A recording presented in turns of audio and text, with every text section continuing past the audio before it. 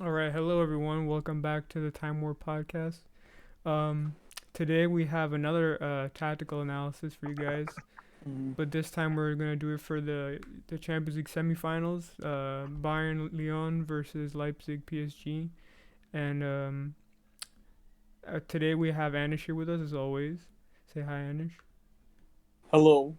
And then today we have our two special guests, Sanmia. Say hello, Sanmia. Hello. And KJ, our PSG fan. Say hello. What's going on, all you time warpers out there? Make sure you like, subscribe, share, do all of that good stuff, comment, all of that. uh, yes, make sure One you Thank you do guys that. for 1000%. having me today. Yes, we're on the road to 1,000 views, guys. Come on. All right, so yeah, so we're gonna first talk about Bayern and Bayern versus Lyon. So take it away, Anish. Yeah, so we'll just get straight into it. So, I believe that if we switch to this image here, that these are gonna be the 11s that both teams use. We saw Musa Dembele come off the bench against Man City and have an impact in that really incredible win that Leon managed. Like they managed a double upset, of course, knocking out Cristiano's Juventus, followed by Pep Guardiola's Man City, overcoming a top three player in the world in my opinion in Kevin De Bruyne, overcoming a pretty stellar attack even though the lineup by City wasn't, I feel, its best possible lineup. You still have to credit Leon a lot in that game for overcoming a lot of difficulty, and you have to credit the manager as well for making some smart substitutions. I felt some really, really smart substitutions would help them. Attacking substitutions, like for like changes, which was really brave of him, and they made an impact in that game. Certainly, they exploited the high line of City, which could be interesting considering they're facing a team known to have a high line in Bayern. But I feel like this is a challenge that's, I mean, beyond anything that Lyon have faced this season.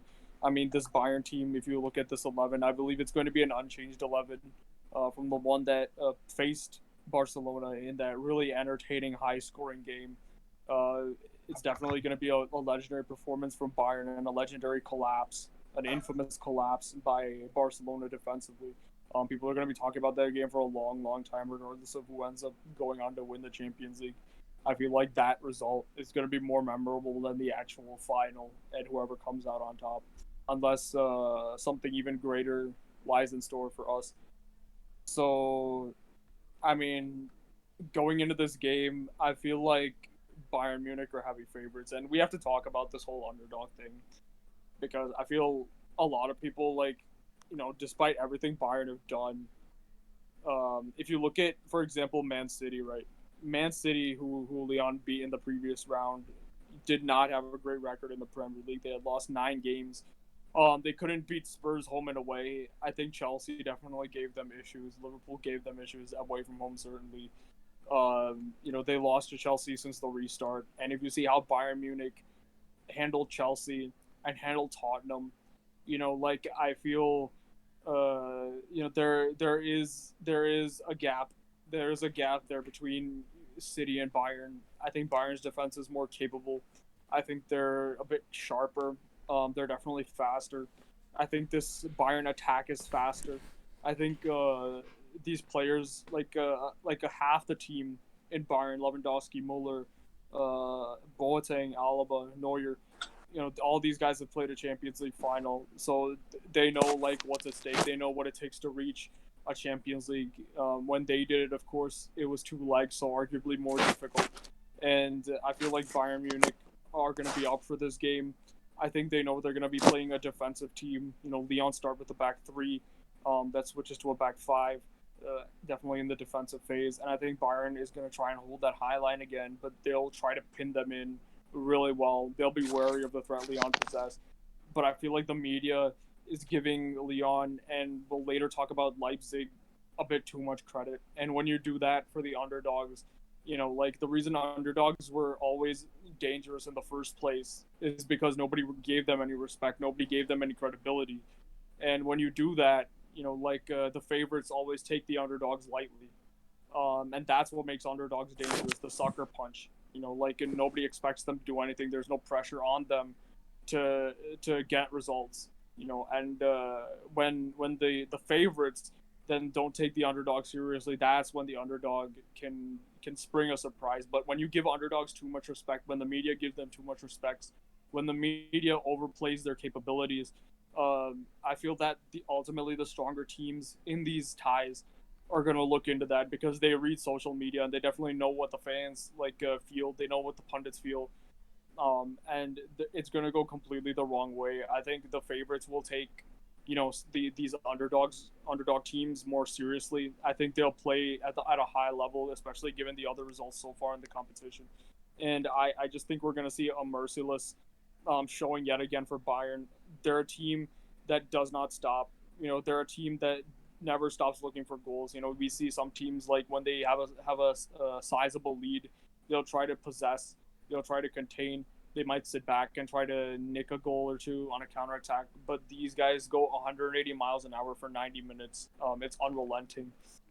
And as in a previous discussion, as one of our guests pointed out, like I don't really feel that Bayern were attacking, because it was really easy for them at certain points in that Barcelona game. I don't think they were going full throttle exactly in that game. I feel like Lyon's defense is going to be going to sit a bit deeper and test a few of Bayern's attackers, especially their wingers, because Lyon play a wide formation. But I feel Bayern is going to really from minute one, we know what they're going to do. They're going to really attack this Lyon team, and they're going to try and score as many goals as possible right from the get-go. So, Sanmia, do you agree with this lineup? And do you think Coman would start? What do you think about Bayern's 11? Okay, so even though I heard there are reports that Benjamin Pavard would be fit, I don't think Hansi Flick will risk him for the game. I think he will just keep Kimmich at right back. I don't think Hansi Flick wants to change what was working against Barcelona, which is why I also believe Perisic will stay as the left winger and save Kingsley Coman as the super sub. And I think Coleman with this pace is a really good super sub, and I think Coutinho is going to have a role to play at the end of this game as well, and he should be confident coming off the bench. I give a 95% chance to Bayern Munich to qualify from this. They're not a team that gets upset often. They're a mature team. They've struggled. They've had to suffer. They're battle hardened, and that makes them a very, very, very tough team. And it's going to be if it's not one person. If it's not Muller, it's going to be Lewandowski. If it's not Lewandowski, it's going to be Gnabry. And there's just too many weapons on the first team, too many weapons on the bench. And they'll be facing, in Lyon, they'll be facing something that they faced in, we spoke about earlier, in other Bundesliga games. You pointed out Frankfurt. So talk to me about Lyon's formation and what do you fear from Lyon? Do you fear Bayern's high line and any potential consequences that could have in the game, Samuel? Yeah, so from what Lyon has done from the past two games, consecutive games against both Juventus and Manchester City, shows that they're gonna play five at the back, and they're gonna use a counter-attacking approach, which I'm pretty certain they're also gonna use the counter-attacking approach against Bayern Munich. This plays into Bayern Munich's hand because I feel like Bayern Munich are most comfortable as a possession-based team. They're most comfortable dominating possession, having a high line, while Lyon will most likely sit in a lower defensive line, and then they will hit Bayern in the break. So whenever Bayern lose the ball, Bayern will immediately try gegenpressing and try to win the ball back and just continue to attack. If that gegenpressing doesn't work and Lyon somehow bypass our midfield and they could outnumber our defense, that's when they can really provide some threats to our defensive line because because they're outnumbering our defense. So that's the only way I can picture Lyon having a good chance of scoring because most teams that sit back and defend and use a counter-attacking approach, they usually score by counter-attacking or set pieces.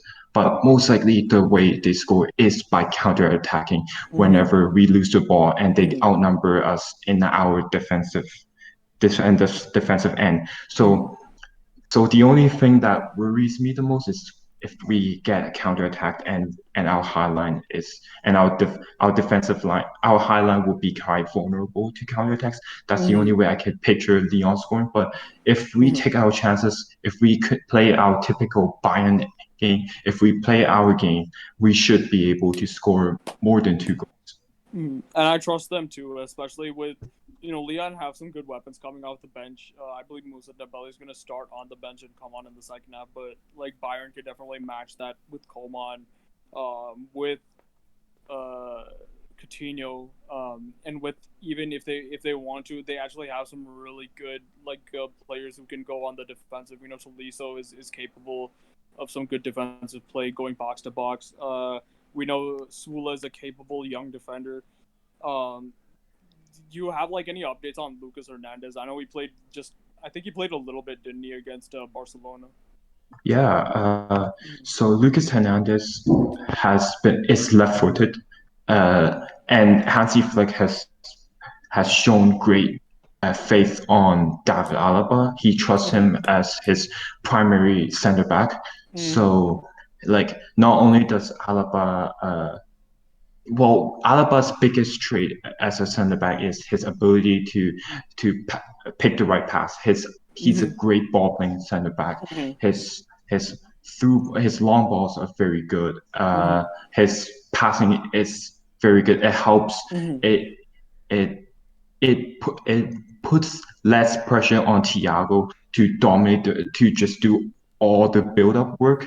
So having the Alaba as an option as a secondary deep line playmaker really facilitates Bayern possession game. So that's why Hansi Flick really likes David Alaba, and David Alaba has shown that he can also be a good defender in those critical moments. So that's why Hansi Flick's primary choice is David Alaba, and for the right center back, Hansi Flick doesn't seem to enjoy having 2 left-footed center backs, which is why we haven't seen Lucas Hernandez feature much. He might play more as a right center back in the future, but since we're in Champions League, I don't think Hansi Flick will risk too much. But unless Boateng or Alaba has a pretty bad game, he would definitely consider Lucas Hernandez as a backup option. So that's the only way I can imagine Lucas Hernandez playing against Lyon is if Boateng has a bad game, or one of our center backs get a yellow card, or even if Davies gets tired, and then he would probably start Lucas Hernandez substitute Davies for Lucas Hernandez, but that's not usually the case. So I honestly doubt Lucas Hernandez will feature next game, to be honest. So in this next image that we're about to show, this will be I feel the key matchups on the ground in the game. And one thing that you can really notice in this, I would like to point out, is how deep and compact Lyon are sitting. I think that's what Barcelona really failed to do against this Bayern team. I feel like when you're playing Bayern, the best way to play them, of course, is to defend narrow, to defend deep, to congest that central space and win crosses when they come in, and then of course transition. I feel like transition down that central channel, and Barcelona, of course, completely failed miserably at this. They played an open game, which was plain stupid. And Setien tried to engage Bayern's wide players, with just his fullbacks, and they got outclassed. That's pretty much all. I feel like Lyon is gonna do that a little bit better than Barcelona. But and of course they have younger players, so perhaps the counterattacks can be a little bit more dangerous. The problem that I see is that Suarez, as we saw, he engaged Boateng, head to head. He dribbled him, and of course he scored. That's one thing I don't see Lyon doing a lot of, because they don't have super technical players of that level who can go 1v1 against Bayern center backs and beat them and score. I don't see I don't really see that happening. Of course, I mean, you never know in a game of football, but I think Lyon's best opportunities against Bayern are going to come on counterattacks, but it's a double-edged sword, it really is. And KJ, are you there? Okay.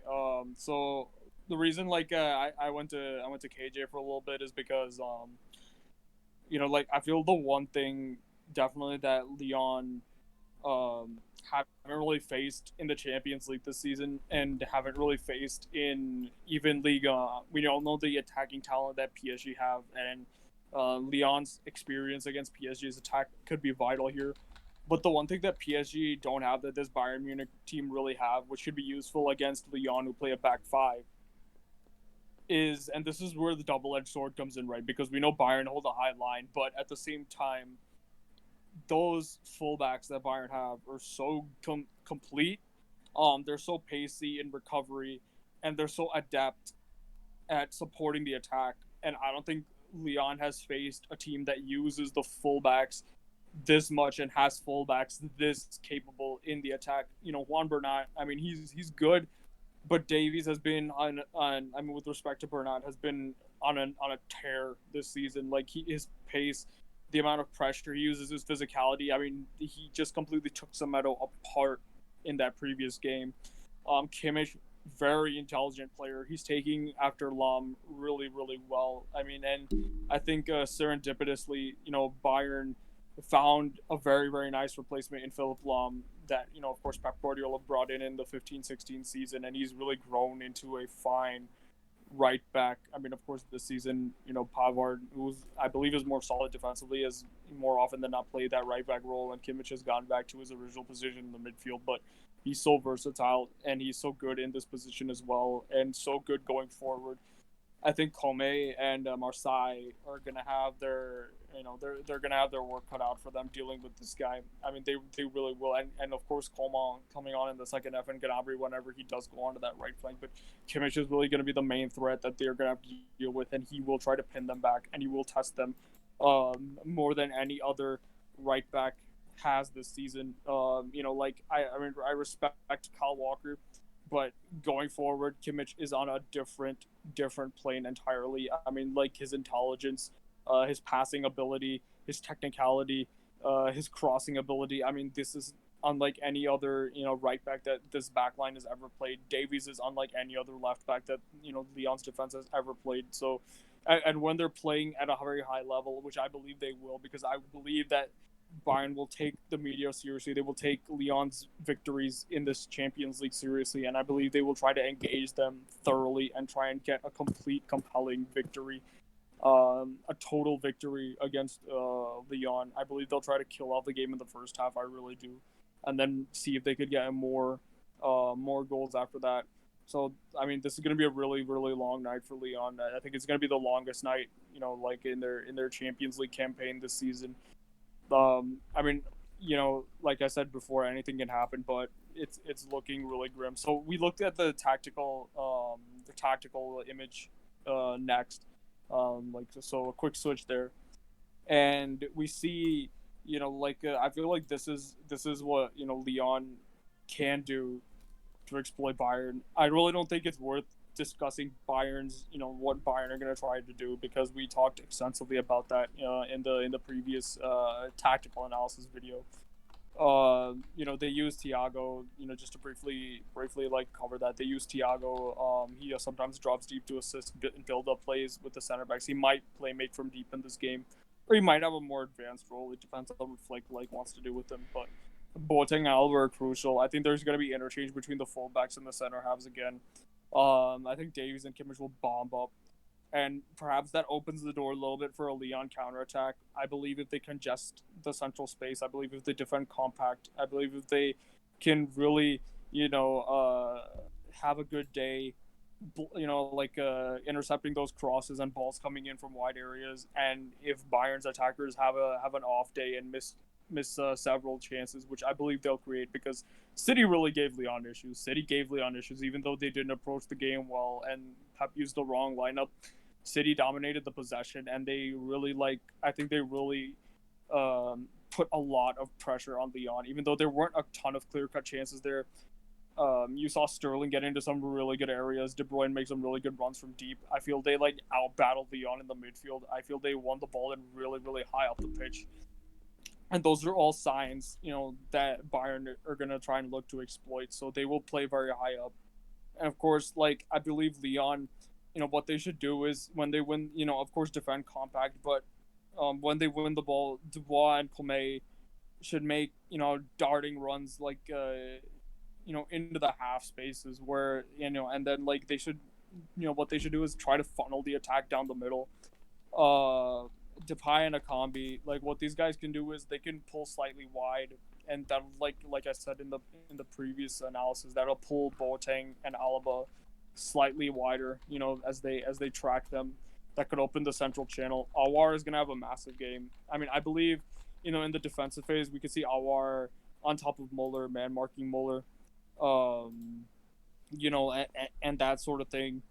Uh, and in the transition, he's gonna have a really, really key role to get the ball out to Depay and Akambi. I believe, like, if they pull out wide, they can cut inside and try and like shoot, and maybe they'll get something from there. But I mean, it's really they're really gonna need a lot of luck, and they're gonna have to play some very, very smart football. So KJ, if you're back, just had a quick question about about Lyon, since you watch like definitely more French league than any of us here. So, how do you think Lyon? Because I think Bayern's fullbacks or partnership offensively is probably the best left in this competition. I don't think Lyon have faced anything like Davies and Kimmich. So we know like Lyon plays a wide formation, but I think if Bayern use their fullbacks right, their fullbacks are going to press very high and overlap. I feel like Bayern's fullbacks can really pin Dubois and Colme, who were very important in transitions for Lyon against Man City. So, do you think Lyon will struggle to deal with Kimmich and Davies? Um, it depends honestly, because like much of the low tier teams do with the like highly overpowered teams in their respective leagues. They kind of like run a low block, and if you watch like Lyon against PSG in a cup final, you'll see that they kind of sit deep almost on it's like an Atletico type of vibe. Like they'll sit deep and kind of like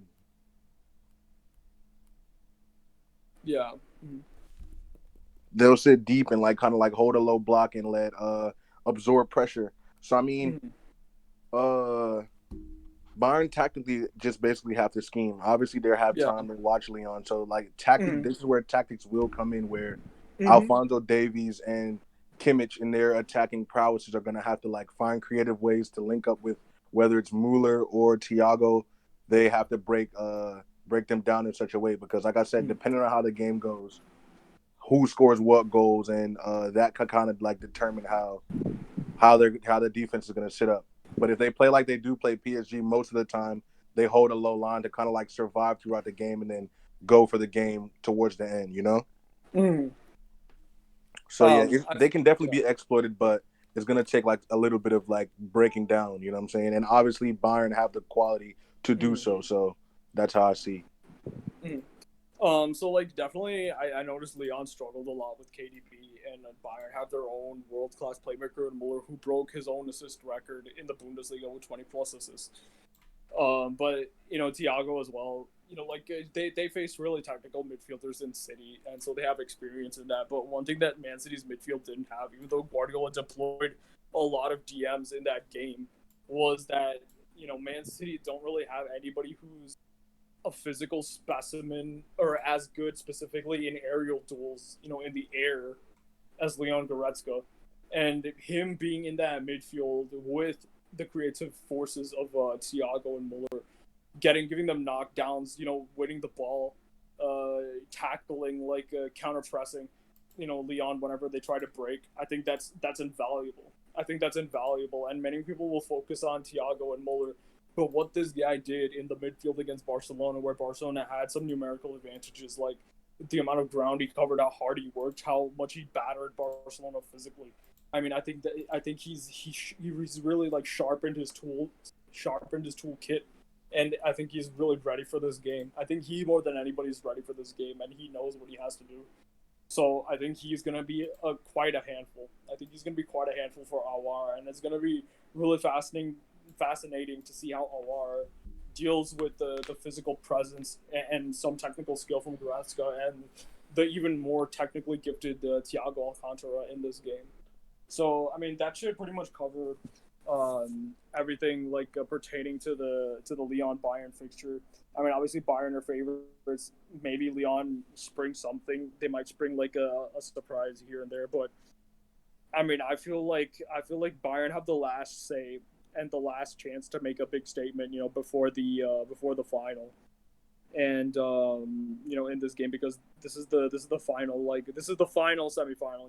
The latter like semifinal, because of course Leipzig and PSG play first on Tuesday. So this is the last chance for like anybody to make a statement before we engage in what I'm thinking is going to be a really really exciting final next Sunday.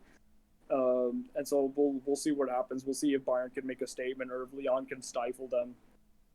So on to the next game, and I think this game is a little more enthralling. I think we might see an upset here, but again, credit again, like we said with Lyon, credit to Leipzig for what they did against Atletico Madrid. Atletico Madrid, of course, who knocked out Liverpool, the defending champions. I mean, it wasn't a great game to watch compared to some of the other ones we've seen, but it was a decent game. It reminded me a lot of a Premier League game because Leipzig really showed like they can set up well defensively. They can stifle Atletico Madrid. They can hit long balls. They can do the 1-2-3 football that we're used to seeing Atletico play. But here's the problem with Atletico Madrid. They're not well drilled in attack. They're like sometimes they get criticism that they don't have a true attacking plan the way some of the other top teams do. They don't have good individual skill. I mean, John Felix was probably their most talented player. Like was brought on fairly late in the game. Of course, he kind of changed the game with the penalty he got. He had a pretty like positive impact coming on late on, and Leipzig actually did struggle with him. This is going to be João Felix amplified to the nth degree. So if we switch to this image of the lineups here between the two, KJ, like if you can see that, I mean, I believe like we went over this like earlier. Like, what do you think of that PSG 11? I mean, of course, we believe Navas is out. So do you think that this is going to be a Paredes Idrissa double pivot in the middle, or do you think Verratti? From what you've heard, like, have you heard anything about him? Is he fit? Is he not fit? Is he gonna actually make the bench? So what's up with Verratti? So what I've been hearing is leaning towards him being fit to actually start, but will he start is the real question at hand, which I can't.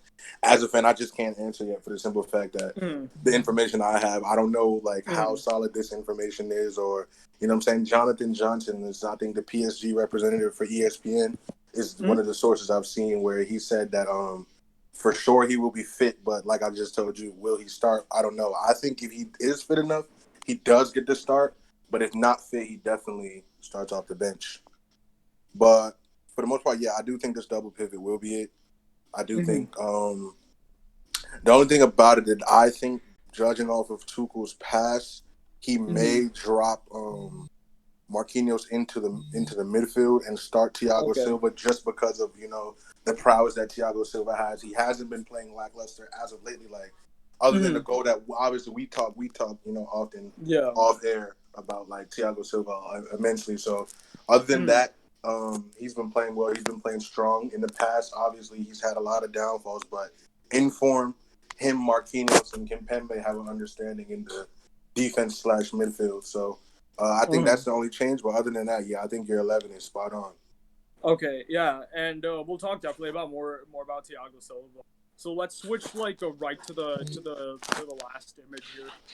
This is the tactical of and the matchups as well of the PSG Leipzig game.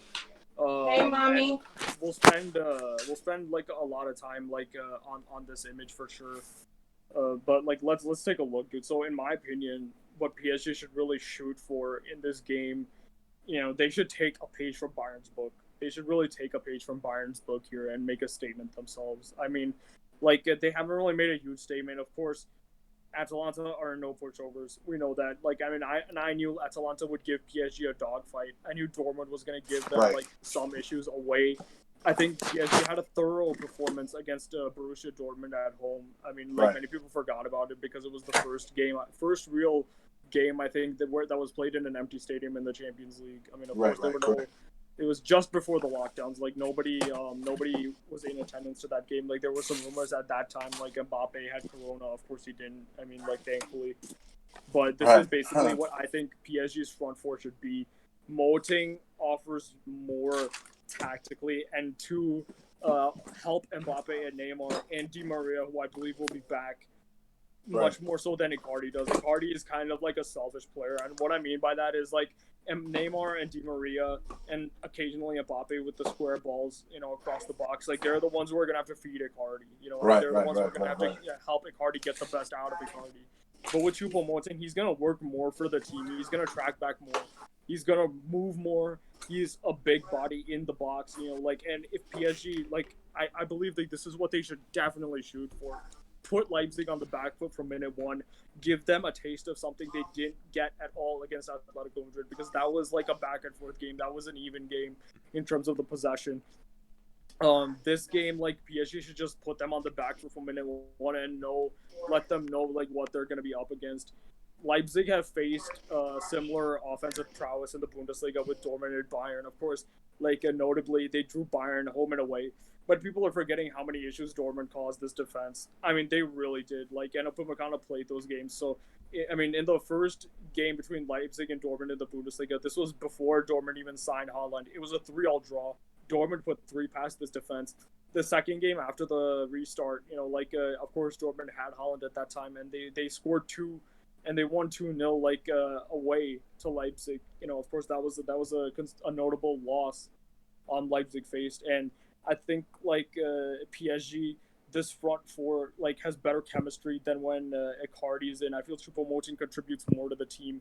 I feel he'll his size and his strength, and his team ethic and his knowledge of how Bundesliga teams play is going to be invaluable in this game. And if you pin Leipzig back, a big body in the box like Choupo-Moting, you saw what he did off the bench. So starting him right off the bat in this game, putting him into the box, moving side to side, occupying Upamecano and Hülkenberg, it gives Mbappe so much freedom to do whatever he wants. It gives Neymar freedom, keeps the center backs off him. Leipzig play a very smart formation.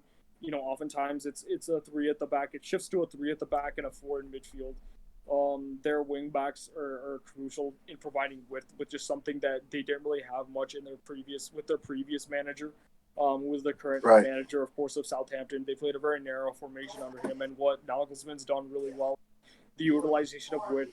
I think Werner, in some ways, is a huge miss, especially if PSG pin Leipzig in. His pace over the top, getting in behind PSG is going to be a big miss. But the trade-off for that, we talked about before with double-edged swords, is that Leipzig can play a little bit wider, because Werner, he's not good in the wide areas. He's a marquee inside forward. Nothing more, nothing less. He's gonna get in behind. He's gonna tuck inside into that half space or even the central channel at times. He's pretty mobile, and I feel like Leipzig will miss him in this game. But I feel from a defensive standpoint, if Leipzig are pinned in, the Werner not being there might help them defensively, but the only problem is he's not there as an outlet. Of course, their main outlets in this game are going to be Sabitzer, who had a very good game against Atletico Madrid, and Poulsen. And I feel like Sabitzer, if Bernat goes in for the overlap, I think PSG, Mbappe might start on the right, but he more often than not switches onto the left, kind of like we see with Gnabry in Bayern. He's that inside forward who on the page he starts on the right, but on the ground he often goes on the left to create overloads. I think Neymar, Mbappe, and Bernat are going to overload that left flank, and Bernat space that's left in behind. Or another thing that these guys can do is, of course, Thiago Silva's going to have a key role, and we said we were going to talk a little bit about him, and he's not as quick as he used to be, but one thing that he offers this team in the current day and age is that has that invaluable experience in big games, and he's really, really, really good on the ball. Really good on the ball. Him and Marquinhos. Marquinhos might, of course, play in midfield, and that'll be useful for PSG. But what Leipzig might do, what if PSG hold a high line, is they might try to pressurize Kimpembe and force Kimpembe into a mistake. Some PSG fans say that Kimpembe thinks he's a lot better on the ball than he actually is. And we talked a little bit about that before, but they might target him when he's in possession. When he's out of possession and PSG are in the defensive phase and trying to spring a counterattack, that's Kimpembe at his best, because I think he's a really good defender, really good, especially for somebody of his age. He's a really capable center back and really good in the air, really good on the ground, putting tackles in. But when he's in possession, I think that's when Sabitzer, Olmo, and Paulson, Paulson's not really a physical specimen, but he might try to all of them might take turns trying to pressurize Kimpembe when he's on the ball, or they might try to, like I said, exploit the space that Bernat leaves. But this is, again, you have to give Leipzig the respect, and Leipzig, I feel their biggest asset is Nagelsmann. The whole is greater than the sum of the parts. Leipzig is not a team of individuals. They're a unit, and I think they're going to press as a unit. They'll defend as a unit. They'll attack. They'll try to put numbers in the attack when they can. And they're just a really well-organized team, a well-drilled team. So it's going to be somewhat of a challenge to break them down. But what PSG really have to do in this game is that they have to use that front four.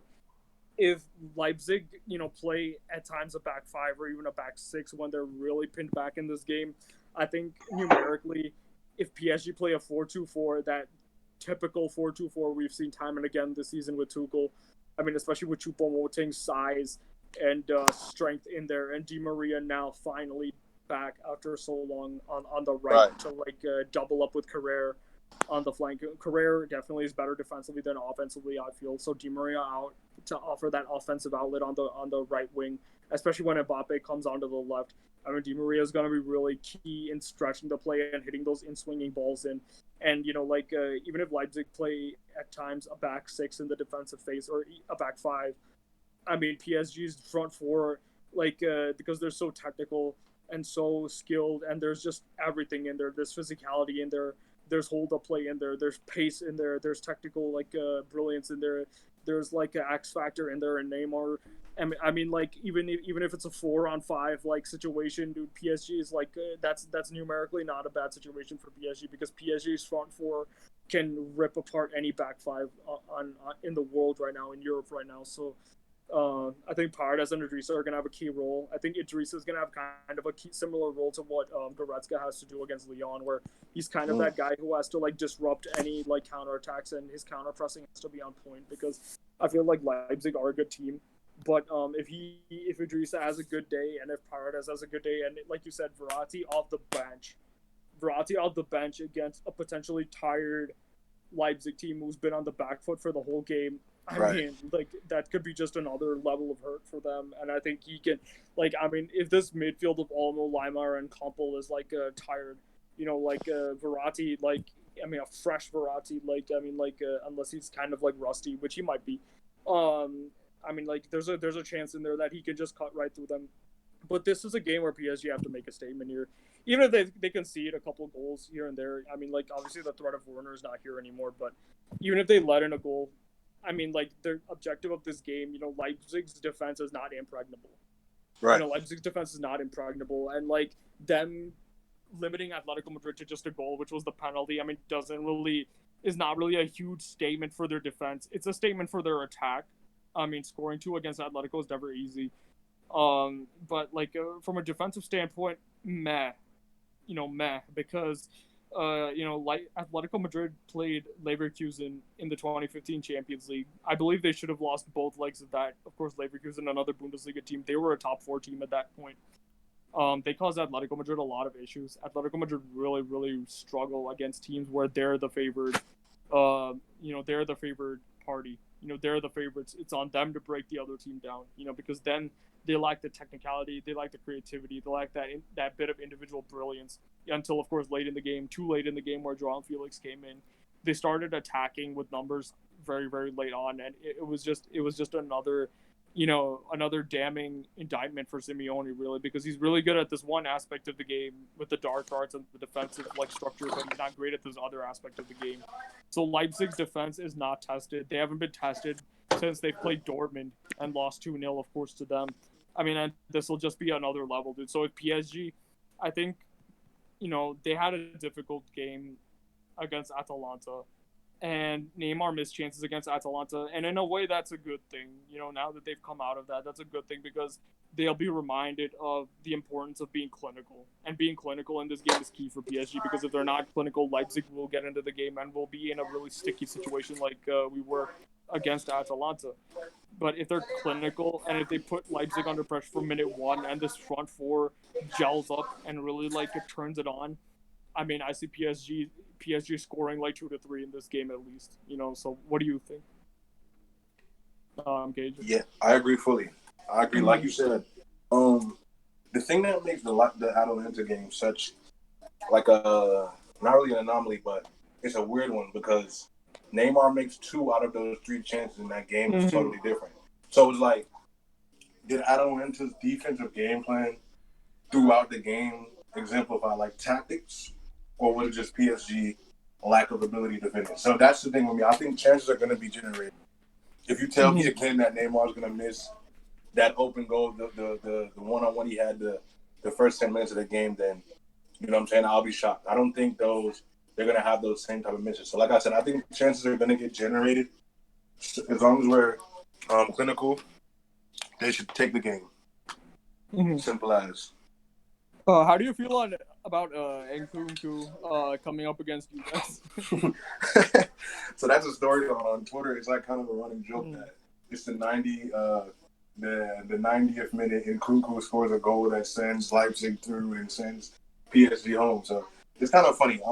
Honestly, creativity-wise, Nkunku is their best threat, but he's not he still has a bit of he reminds me of a young Sterling at Liverpool. He has the ability, he has the tricks, he has everything you need to be a good footballer, but he hasn't reached that level of clinical, being clinical or in the final third, making the killer move to kill off a game or do those type of things. So I think he's gonna be a spark for them, but PSG know him well. He knows the club well. So I don't think that storyline Darling scenario prevails in this situation. I just think it's too strong. It's too much to ask right now.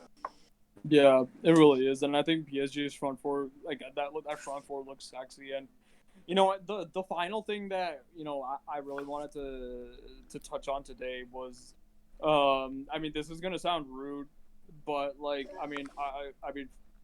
really don't care at this point because after last season's Champions League final, dude, I'm really not a huge fan of these underdog stories. I'm really not. Right. I mean, if it's Leipzig against I feel like the order for me goes like this: the worst possible final we could get is Leipzig Bayern because, and I want Pablo's opinion on this too because I feel like Leipzig Bayern, you guys is that one final where it's not a matter of who's gonna win. It's really not.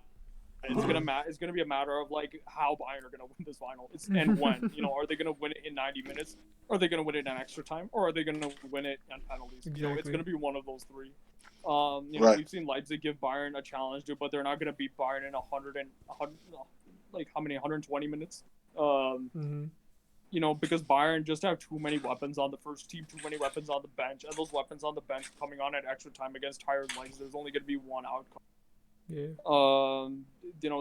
It's gonna be a dead rubber game. It might be a dead rubber game from the start. I still think it might be a little bit more exciting than last season's final, dude. But For sure. these underdog teams, dude, when they come to the final, we saw it with Croatia, we saw it with Leipzig, or not Leipzig, we saw it with the Spurs. Dortmund made it a good game in 2013. They really did, and they really tried. But the result, like I said, is ultimately inevitable. Yeah. It's like watching that slasher movie from the 80s where it's kind of a mystery of who's the killer. But you have that really bad friend who before you go into the show tells you who the killer is. So it's entertaining, but ultimately, what's the point if you know the outcome? Yeah. You know what I mean? I don't want that. I really don't. I'm not a huge fan of it. I respect Nagelsmann, but I mean, dude, Bayern is just on a different level, dude. So they will beat Leipzig. I mean, one way or another. The next best one, I think, which would be slightly more competitive, is Lyon versus PSG. I believe Lyon can give PSG somewhat They of a already fight, gave them a but I test. think, yeah, again, I mean, if PSG make it all the way to the final, dude, like it's gonna be so much like a French league final, especially in a stadium without any fans. Exactly. I mean, PSG should do it. Like, Mhm. PSG should really do it at that point. If somehow there's a reason, like they come up against Lyon. So Mhm. the all French, all German final thing, dude, it's not. Yeah. I mean, it's not. And I don't. I mean, I don't like using this term. It's really disingenuous and really unfair to the teams. But the reason that these leagues are called farmers leagues is because they're being dominated by one team. You know, Bayern in Germany and PSG in France. And if Bayern is playing against Leipzig and PSG is playing against Lyon, like, we all know deep down what the outcome is going to be. I mean, we really do. So the final should really be either one of two. Either you underdogs both do your part and give us a Leipzig-Lyon final, which I think, like, it's not going to be as entertaining as this other one we're gonna talk about, but it's gonna be interesting. You know, like, it's gonna be interesting. Like, you know, they both play good football. They both have some pacey players. They both are pretty organized teams. So it could be enthralling. It could go either way. So I feel like that'll be like a really unpredictable and nice final. I mean, we see like teams from two different countries play. That's all. You know, that's ultimately what the Champions League is about. You know, It'll be better than But- last year's, that's for sure.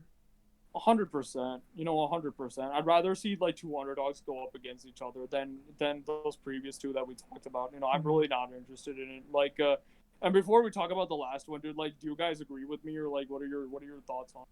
What are your thoughts on the I potential 100% final? agree, because like all French final is like they're league games basically. Like you've seen. No, not basically, Pablo. No, They no, are league games. they are. league They are league games. You see PSG Lyon every year. You see RB Leipzig Bayern every year in the league, and these usually always you can predict the winner. So, the two underdog final would be better than seeing Bayern Leipzig or PSG Lyon. And then the one we're gonna talk about now would be the best, of course. One of the best out of the last few years. I feel like this would, like, I'm praying to the football league gods, dude. Like, I mean, I'm going to temples, churches, mosques, everything, dude, synagogues, so, like, because I want all the gods with me, dude, on this. Like, I want, like, everybody with me on this, dude. Like, this would be, I mean, if Tuchel, we know Tuchel, like, is capable of really good things. I think this is a really good game for Tuchel, actually, this semifinal against Leipzig, because it's Tuchel versus Nagelsmann. They know each other. Nagelsmann was influenced by Tuchel amongst other coaches from Germany who've coached in Bundesliga, like Klopp. I mean, this could be a game for Tuchel to show his tactical prowess, especially with his proper full team. You know, many of his full team, first team players back. But I feel Tuchel is capable of really good things, and I believe, you know, PSG, if they go in as slight underdogs against Bayern Munich, you know, and they play more of a reactive style of football, that plays to PSG's strengths. And you know, a game where they sit compact and they rely on transitions and they rely on that front four, that very pacey front four, which would be going up against Bayern's very pacey back line. You know, this PSG front four is the only front four with Mbappe, if he's sharp, can get actually in behind Bayern Munich and cause them issues, because Barcelona tried getting in behind and they just flopped. So, like, I mean, but with Mbappe and this front four and the number of attacking outlets PSG have, and Choupo-Moting's, I mean, physicality in there as well, if he starts, you know, they can cause Bayern issues. And of course, I mean, do we really need to say anything about Bayern and the issues that they could cause to any team? I mean, forget PSG, just any team in the world, Liverpool, City, you know, like Barca, Madrid, like whoever you throw against them, they're likely, you know, they'd definitely be favorites against any of them the way they're playing like right now. So I mean, it, like, I don't know, 13, maybe 12-13, but I don't think even 12-13, because I don't think that Dortmund attack in 12-13, other than Lewandowski, I don't think any of those like front four get into PSG's front four other than Lewandowski. I would put Lewandowski in for Choupo-Moting, dude, but I mean, Kuba doesn't get in over Di Maria. I mean, like, Götze doesn't get in over Mbappe. I mean, Neymar easily is better than Marco Reus. I mean, Reus was a great player, but Neymar is just on a different level this season. Right. He completed 17 take-ons against Atalanta, tied record. So this PSG front four against Bayern's attack, I think, would be the best final of the last 15 years. I really think it will. Like, I mean, and it's a really really super final, like with the super entertaining players. Like it could be a lot like the Madrid PSG like a game, in the 17-18, like the first leg, where it wasn't really a super tactical game. Right. I mean, we might see some tactical brilliance from Tuchel and from Flick, definitely. And I think it'll be more tactical than that game. But the key takeaway I got from that game was that like it was really a game of individual brilliance and just like 22 guys out on the pitch, like playing football. And that was the best part about that game. You saw like the skill level of that game was like completely off the park. Like right, like that was like the Neymar like did a roulette. Like, roulette, yeah. On Marcelo after Marcelo did it to Danny Alves on Alves, Alves, yeah, like, so yeah. We're gonna see that. I mean, like look at this dude. Like no other final is gonna be like, guys, come on, man. Like, do you really want an underdog against a favorite like over this final? I mean, really, like to our listeners, It'd dude, be like last really year's think final. about it, dude. It would be. I mean, like, dude, like, yeah. Really think about it, guys. Like, really think about it, dude. Like, I mean, I'm speaking to the audience directly, like, right now. Like, I mean, please really think about it, dude. Do you really? I mean, like, who knows what we'll actually get? Who knows what we'll actually get? But looking intrinsically, like, do you really want to see an underdog against a favorite, or do you want to see Leipzig, Lyon? I mean, other than just for narratives, dude. Like, for narratives, it's great, okay, but. I mean, for entertainment and what we're going to see on the pitch, I mean, look at some of these players, dude. Davies, I mean, Thiago, Neymar, Verratti, Kimpembe, Marquinhos, one of the most technical, underrated DMs or center backs in the world. Bernat. Right. You've got Kimmich. You've got Lewandowski. You've got Muller. You've got Mbappe's pace. Mbappe's pace against Alaba, dude. Like, that matchup that we've seen before. We see Neymar versus Boateng again. We see Neymar against Neuer. That like another like excellent battle that we've seen in the past. Of course, Neymar took Barcelona to that final. He scored those 2 clutch goals against Bayern Munich in 2015. So we see a rematch of that now. I mean, like, it's really gonna be a fantastic game. I mean, it really will be. Like, if PSG get the opportunity to play that final, because they have some injuries right now, but I believe everybody. Or most of everybody, 90% of the squad at least should be fit for that game. I mean, and it should just be like a slugfest of a game. Well, like it should be just one hell of a slugfest. I mean, like it's gonna be a great game. It would be a great game. It really would be, and I'm really hoping that's the final we get out of this. I really hope that the favorites. Bayern and PSG both make big statements against Lyon and Leipzig. And that's just my personal bias. Into this stream, but that's what I'm really hoping we see this week. I really do, because that would be an amazing final that will undoubtedly be spoken about like years from now, because it would be the best final that we've seen in a long time. So 2 questions for you, Nish, and probably you can answer too. Like, first question. What are the ramifications you feel like this final has on like the football world going forward? Because like, obviously Barca's on the obvious storylines are Neymar, his imminent return to Barca. How things are going right now, I don't see how it benefits him going back. Win, lose or draw. I don't see how it benefits the time frame for Barca now. And yeah, that's my first question. How do you feel like if the final is Bayern PSG, if PSG win or if Bayern win, like what are the ramifications you feel like that final has on the football world? Or do you feel like it even matters because so abruptly the seasons start back and things like that? If PSG win, people are gonna stop. If PSG win, people are gonna stop talking shit about them like they always do. Okay. And that would be great to hear, because I don't want to keep hearing all this shit about their bottlers and all this crap. Just let Right.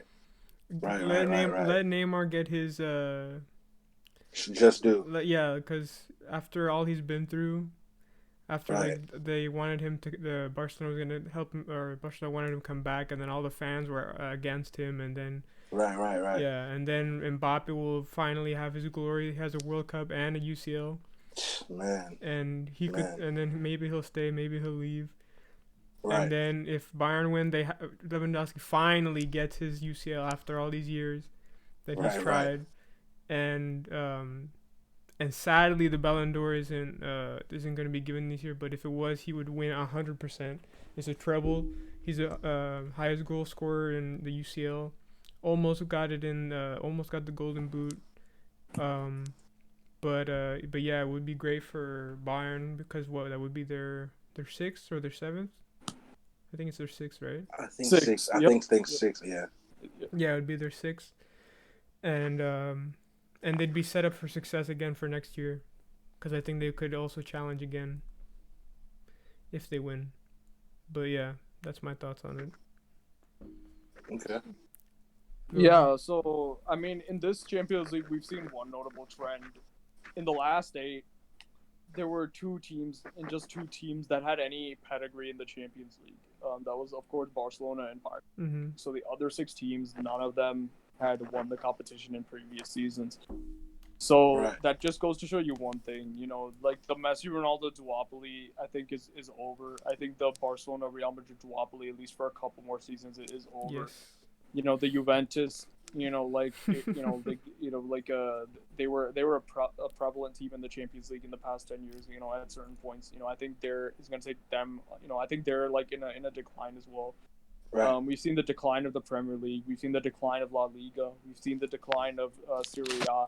And this Champions League has been for the newbies. It's been for the new blood. It's been a Champions League for new money. I mean, I know Man City got knocked out by Lyon, but still, I mean, Lyon is a fresh team as well. The last semifinal they made was in 2010. So this is a Champions League that's it's been for the it's one for the underdog. It's one for it's one for the next generation, the next era, of teams. We see this rising superstar in Mbappe, and I think he's gonna have a say. He's gonna have a say in this Champions League if all goes well. He's gonna like make an impact. He's a fantastic player, and this would cement a Champions League in the next one or two Champions Leagues in the next few years, or potentially a Euros as well, because France are favored in that. And who knows what's going to happen in the next 2 World Cups, because he is so young. He can and his off the ball movement is unreal. His eye for goal is unreal. So you can see him, having the consistency of a Messi or Ronaldo. But having this competition in his cabinet, I mean, would add so much to his legacy, because just 3 years ago in the 16-17 season, he was just a prospect coming out of Monaco.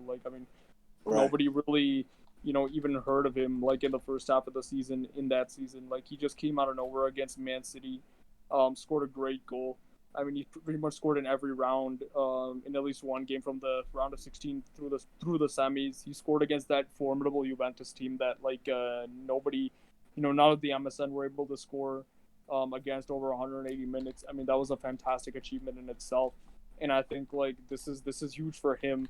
This is huge for Neymar, because we know Neymar, he's been unfortunate, he's been unlucky, he's not been focused, he's been unprofessional, whichever narrative you want to take. It's up to you. But he's come here. The new challenge, he was talking about, is not Ligue 1, because PSG are very dominant in this league. That wasn't the challenge. The challenge was for him to go to a new club, for him to earn more money, for him to have a team of his own, and for him to lead. He was brought in by the club because they wanted to win the Champions League. This is the challenge, to give a Champions League to a new rising club in Europe that's never won it in the past. I mean, that's something Man City wants as well, and why they spent a lot of money into their project. And getting Pep Guardiola and all that. PSG have taken sort of the Galactico approach with Mbappe, Neymar, Verratti, some of those really, really good players. Navas, who's been an invaluable addition into this. So, I mean, it's going to be huge for him. And if we get the final we all want, right? I mean, which is a PSG Bayern final. If we get that final, barring upsets, because upsets happen. They've happened too many times already in this competition. I mean, you can never underestimate underdogs. You have to respect them. I mean, albeit I personally feel the media is giving the underdogs too much respect. Maybe because we've gotten so used to seeing upsets. I feel like that has a lot to do with it. But I mean, like Pablo said, people have to start respecting PSG if they make the final. Forget winning it, but if they make the final. True. But if they make the final and they win it, I mean, it would be sort of the perfect ending to this Champions League, because this Champions League has been all about new blood, right? New teams Right. coming in, like the heralding of the next generation. So like that would complete, it would bring a nice end to this crazy season, this pandemic season, where like a nice climax to that. It's been a very up and down season. It's been a very crazy time period in the world. I mean, like, there's a lot of change going on in the world, and like we see, football reflect that change. Like football reflect that change and reflect that kind of upheaval, reflect that chaos. I mean, and it's really like a profound thing to see, like see in the game and see in the world, in this crazy time period we're living in. And I think like it would just like be a reflection if PSG win the final against a team like Bayern Munich, a historic team, a proud team, a team that's won so much, that's been so dominant in the 2010s. If you start the new decade off with a PSG win, it could just signal like the rise of a new giant in Europe now. Right. And nobody better say that there's an asterisk next to PSG's name. Oh, No. Lord Solomon. Lord Solomon is going to say that for sure. God. For Just sure. especially if they beat Bayern, there's an asterisk next. Oh my God, get out of here. And my second question, what do you feel like, because on that 2013 Bayern team, it was Neuer was there, Alaba was there, who else from that team was there? Muller was there. Muller was on that team, right? Boateng, right? So Muller was there. Four of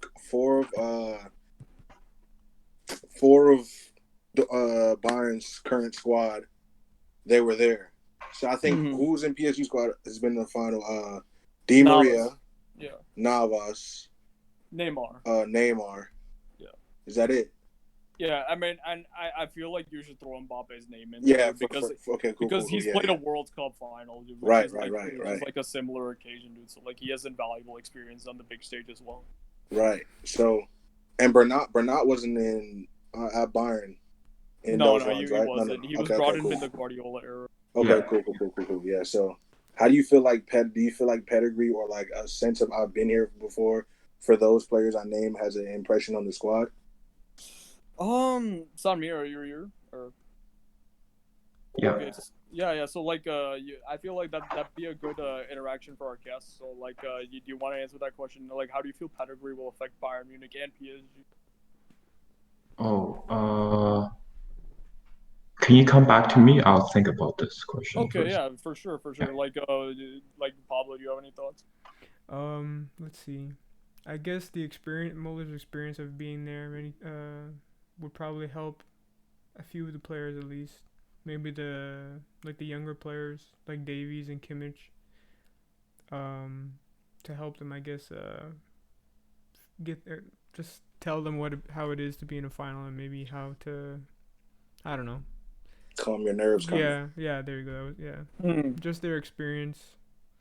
And Neymar also, just the fact that he's been in the final will just he himself will know what to do. Like he doesn't even have to tell anyone. He'll just do the talking when he if he scores or if he gives an assist or just does a rainbow flick over somebody.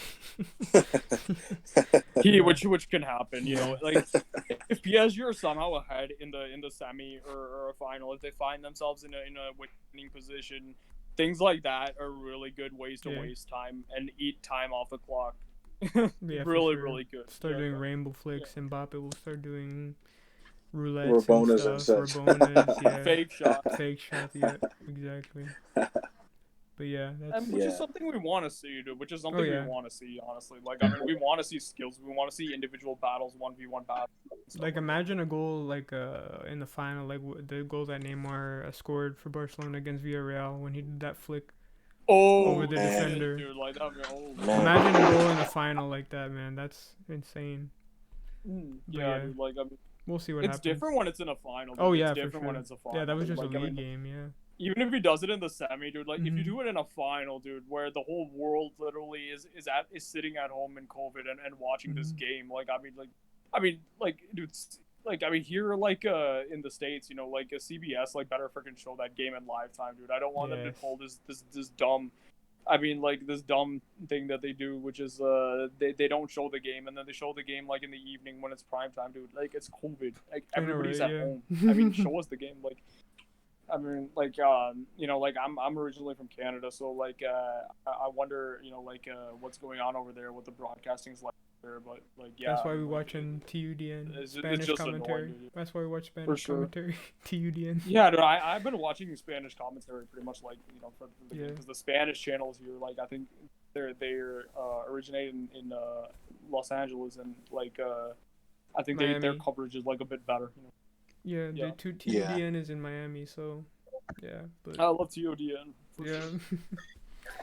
But yeah, that's all I was thinking about it. But yeah, Sanmia, were you able to think about Yeah, your answer? Oh, okay, go so ahead. PSG being labeled as the bottle drops and like being in the final for the first time ever, like they would definitely want to like make history and win this final against a Bayern team that haven't won since 2013. Like it's been 7 years and Bayern having like 5 Champions League. Like this is a very like respectable, recognized like Champions League like consistent team in Bayern Munich and PSG like being able to make history like as their like first ever Champions League against a very good Bayern squad that just defeated 8-2 against Barcelona. It's like a massive thing. And as for Bayern Munich, like 7 years ago, it's the last time we won the Champions League, and there's players like Muller, Lewandowski who hasn't won the Champions League yet.